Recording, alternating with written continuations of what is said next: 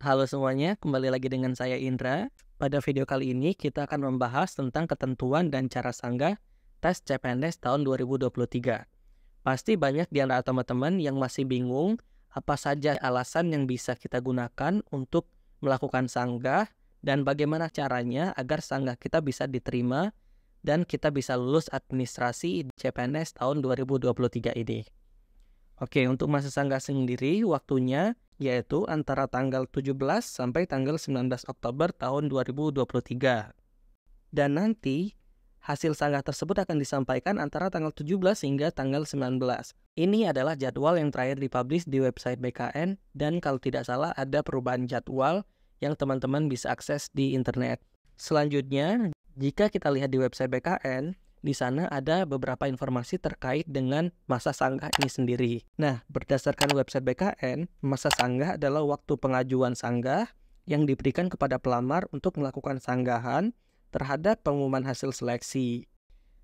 Baik itu seleksi administrasi maupun seleksi SKB. Dan waktu tanggapan sanggah oleh instansi untuk memverifikasi kembali kesesuaian persyaratan umum dan khusus yang ditetapkan instansi dengan dokumen persyaratan yang diajukan pelamar sampai penetapan keputusan sanggah. Jika kita lihat dari peraturan yang dikeluarkan oleh BKN, sanggahan sendiri adalah pendapat lain terhadap keputusan hasil seleksi administrasi yang diajukan oleh pelamar kepada panitia seleksi dengan disertai bukti yang dapat diakui kebenarannya.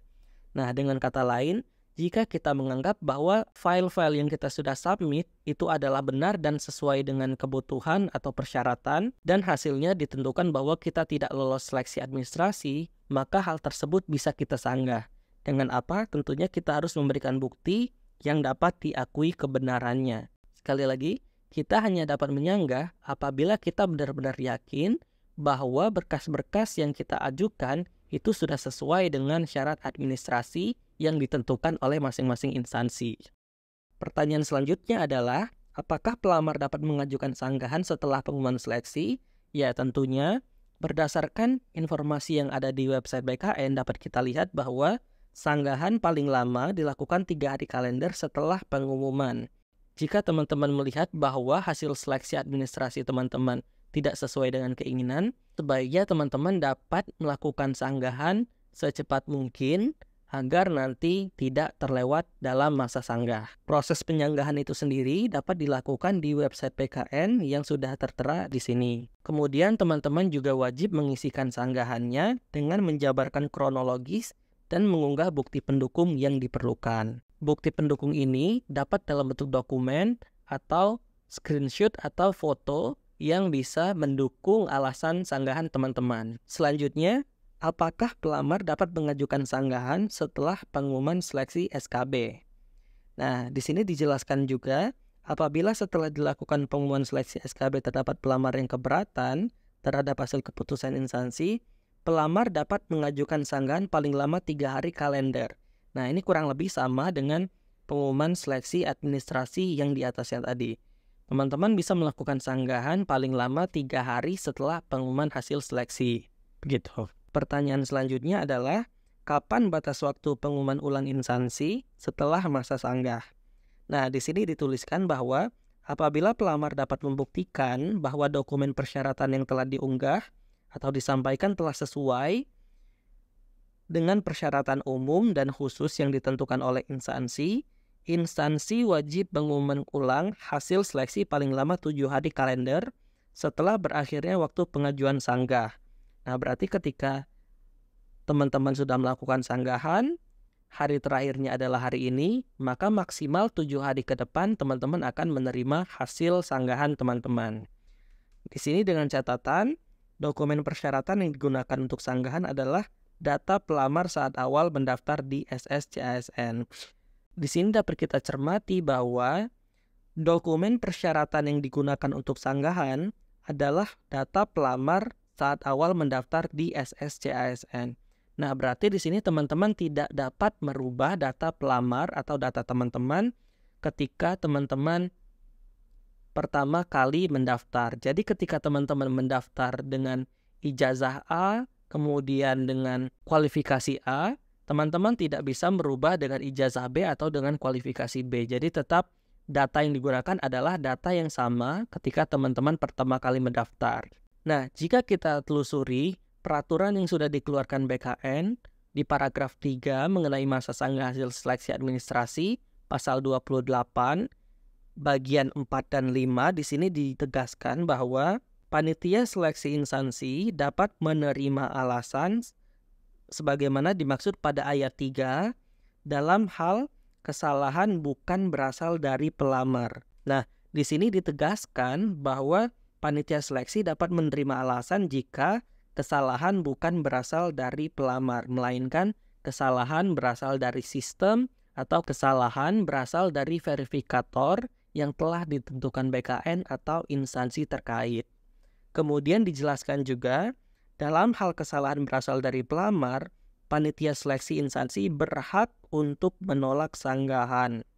Nah, di sini sudah sangat jelas bahwa jika kesalahannya dari pelamar, misalnya pelamar salah upload file, maka sanggahan yang diajukan tidak akan diterima oleh panitia. Oleh karena itu, teman-teman harus bisa memastikan bahwa dokumen-dokumen yang disubmit ketika melakukan pendaftaran sudah sesuai dengan ketentuan masing-masing instansi yang teman-teman lamar.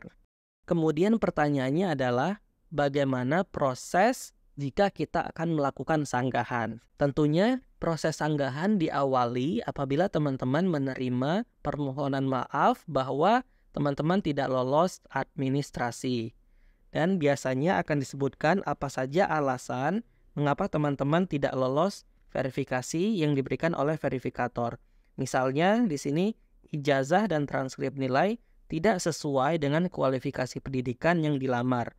Misalnya kualifikasi pendidikan yang dilamar adalah S1 Ilmu Pertanian, sedangkan teman-teman D3 Ilmu Pertanian. Meskipun sama-sama ilmu pertanian, tetapi karena jenjang pendidikan yang berbeda, maka itu dianggap tidak sesuai dengan ketentuan atau persyaratan dari instansi yang teman-teman lamar. Nah, kemudian jika teman-teman menerima informasi bahwa tidak lolos syarat administrasi, maka teman-teman dapat mengajukan sanggah dengan cara mengklik tombol ajukan sanggah yang ada di sini. Hati-hati, teman-teman hanya bisa melakukan sanggahan dalam periode masa sanggah. Di sini contohnya adalah masa sanggah akan berakhir tanggal 7 bulan 8 2021 pukul 23.59.59. Jadi teman-teman harus benar-benar memperhatikan kapan masa sanggah itu akan berakhir. Kemudian teman-teman akan diminta untuk mengisi form sanggah yang isinya adalah persyaratan yang tidak terpenuhi, kemudian dokumen yang teman-teman upload sebelumnya, kemudian teman-teman harus menuliskan secara rinci alasan sanggahan yang diberikan oleh teman-teman. Nah, di sebelah sini misalnya persyaratan yang tidak terpenuhi adalah kartu tanda kependudukan identitas tidak sesuai dengan yang dipersyaratkan. Nah, teman-teman bisa menulis misalnya KTP sudah asli, mohon dicek kembali. Atau jika memang harus diperlukan penjabaran yang lebih detail, teman-teman bisa menuliskan di kolom alasan sanggah ini. Saran saya, teman-teman harus menuliskan kronologis, kemudian juga alasan secara detail dan to the point. Jangan sampai teman-teman terlalu panjang menuliskan sehingga poin yang akan teman-teman sampaikan sulit diterima oleh verifikator. Teman-teman dapat mengecek ulang apakah alasan sanggahan yang teman-teman ajukan sudah sesuai dengan alasan teman-teman tidak memenuhi syarat dalam seleksi administrasi ini, dan alasan tersebut harus memang mudah dibaca dan mudah dipahami oleh verifikator. Sekali lagi di sini ditegaskan bahwa panitia seleksi instansi dapat menerima alasan sanggahan sebagaimana dimaksud pada ayat 3 dalam hal kesalahan bukan berasal dari pelamar. Dan ini mohon teman-teman bisa dicermati lagi bahwa dipastikan kesalahan tersebut bukan dari pelamar atau bukan dari teman-teman itu sendiri. Baik, demikian video kali ini. Semoga bermanfaat. Semoga teman-teman yang tidak memenuhi syarat bisa melakukan sanggahan dengan baik dan benar, dan bisa menjadi memenuhi syarat dan bisa melanjutkan ke tahapan seleksi selanjutnya hingga dapat menjadi PNS. Amin. Jangan lupa like, komen, dan subscribe agar saya dapat memberikan informasi-informasi bermanfaat selanjutnya. Terima kasih.